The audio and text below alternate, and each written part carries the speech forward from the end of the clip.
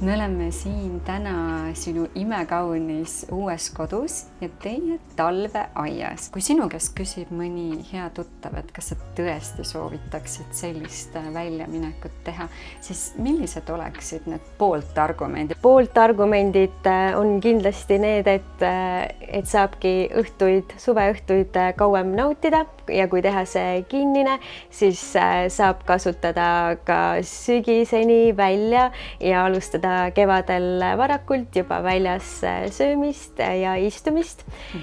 Samamoodi, et oleks tuule eest kaitstud, sellepärast et ilm võib olla hea, aga Eestis kipub olema tuul.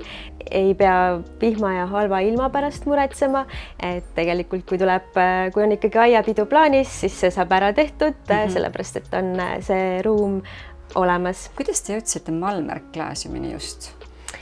Väga lihtne, me guugeldasime siis erinevaid talveaedade tegijaid meie piirkonnas ja suhtlesime erinevatega ja võtsime pakkumisi erinevatelt tegijatelt ja siis selle suhtluse käigus kuidagi sai selgeks, et milliste tegijatega me sobime, kes aitasid just meile sobivat lahendust siis välja mõelda ja kuidagi see koostöö väga hästi sujus ja ka siin paigaldamise käigus sai erinevaid lahendusi veel välja mõeldud ja kõike tehtud nii heaks kui vähegi võimalik.